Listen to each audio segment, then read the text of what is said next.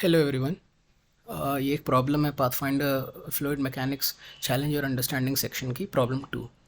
तो इसका सल्यूशन कहीं इंटरनेट पे मिला नहीं मुझे, तो आई थॉट कि अपलोड कर देता हूँ मैं। प्रॉब्लम कह रही है कि एक कैंडल है हमारे पास जो स्टेबली हमें फ्लोट करानी है वाटर में एक वर्टिकल ओरिएंटेशन में, और एक इसके स्टेबल फ्लोट करने के लिए एक एल्यूमिनियम सिलेंडर जिसका रेडियस बराबर है कैंडल के नीचे लगाया है यहाँ पे, और लेंथ यहाँ दी है एल, और डेंसिटीज़ दी हैं वैक्स एल्यूमिनियम एंड वाटर की यहाँ पे, और find the maximum and minimum length L of the candle so that it can float in water stably in the vertical orientation.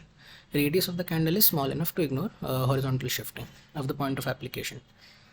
और second part कह रहा है कि when the candle is lit it consumes wax.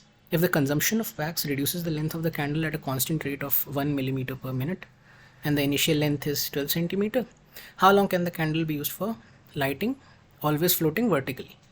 तो vertically float करते हुए कितनी देर तक रहेगी। तो आइए सोल्यूशन देखते हैं। सोल्यूशन में अब कोई भी कैंडल जब सबमर्ज है तो उसके ऊपर एक तो बॉइंट फोर्स लगेगी एफ बी, और एक एम जी लगेगी ग्रेविटेशनल फोर्स। तो स्टेबल क्या फ्लोट करने के लिए बॉइंट कंडीशन को मीट करना ज़रूरी है।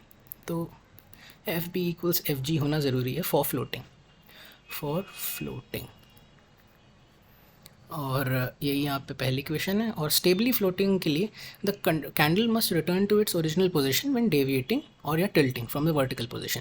तो ये कंडीशन मीट तभी होगी जब point of application of gravitational force, the centre of mass of the candle, ये जहाँ पे ये सेंटर ऑफ मास ये lies below the application of the buoyant force, तो coincides with the centre of mass of the displaced liquid. तो centre of buoyancy के जब नीचे रहेगा ये सेंटर ऑफ ग्रेविटी कैंडल का, तब ये स्टेबली फ्लोट करेगी, otherwise the vertical position will be unstable. तो अब एक कैंडल के केस में जिसमें सेंटर ऑफ ग्रेविटी हमेशा ही अबव होगा the centre of buoyancy, so the candle can not stably float in the vertical position. तो जब सेंटर ऑफ बॉयंसी के ऊपर है सेंटर ऑफ ग्रेविटी तो फ्लोट नहीं कर पाएगी। इसी को स्टेबली फ्लोट कराने के लिए इस कैंडल को नीचे यहाँ पे हमने एक एल्यूमिनियम का वॉशर लगाया है, वॉशर या फिर एक सिलेंडर छोटा सा लोअर बेस पे कैंडल के। और if the length of the candle is greater than the several diameters the change in the position of the point of application during tilting can be neglected, जैसा कि mention किया है problem में। तो ये डायग्राम यहाँ बनाया मैंने, और ऊपर वाई एक्सिस है यहाँ बेस ऑफ द वॉशर से, और डेंसिटीज़ दी हैं रो वन और रो नॉट, और हेच दिया है इसकी लेंथ, और डी जो है आपकी depth of submersion of the candle with the aluminium washer under the water. तो यही कंडीशन जो पहली वाली है इसको यहाँ लिखा है, जो F B equals F G थी, बॉइंट फोर्स और ग्रेविटेशनल फोर्स की। तो वही चीज़ यहाँ लिख दी है, और डेंसिटीज़ ली हैं और जो भी उसका वॉल्यूम है। तो इससे हम ये पाएंगे डी की वैल्यू इस इक्वेशन से, और कैंडल तभी फ्लोट करेगी जब depth of submersion does not exceed the sum of the heights of the candle and washer. तो जब d less than equals to h plus l, ये जब तक सेटिस्फाई होगा तब तक फ्लोट करेगी। तो इससे ये पहले इनइक्वालिटी मिल गई, और आगे बढ़ते हैं। Now let's determine the height eight which the candle can stably float in a vertical orientation. तो वाई एक्सिस जैसे उस डायग्राम में ली थी, ऊपर ये जो डायग्राम है ये यहाँ पे इस डायग्राम में जो वाई थी वो यहाँ ऊपर की तरफ ली है, और नीचे अब यहाँ पे जो कोऑर्डिनेट है सेंटर ऑफ बॉयंसी का, यहाँ पे ये नीचे डिटर्मिन किया जो कि d/2 पोजीशन पे है, तो वही d को हाफ से मल्टीप्लाई कर दिया, ये निकल गया। और सेंटर ऑफ ग्रेविटी का भी निकाला। अब ये कंबाइंड सेंटर ऑफ ग्रेविटी है पूरे सिस्टम की, कंबाइंड सिस्टम, कंबाइंड। तो ये जो वैक्स की कैंडल है और जो एल्यूमिनियम का वॉशर है दोनों के लिए। और स्टेबिलिटी कंडीशन वही है हमारी जो पहले बताई थी, उससे ये इनइक्वालिटी एक और मिल गई, सेकेंड इनइक्वालिटी। और the simultaneous solution of both the inequalities gives us the range of lengths for which the candle will stably float in the water.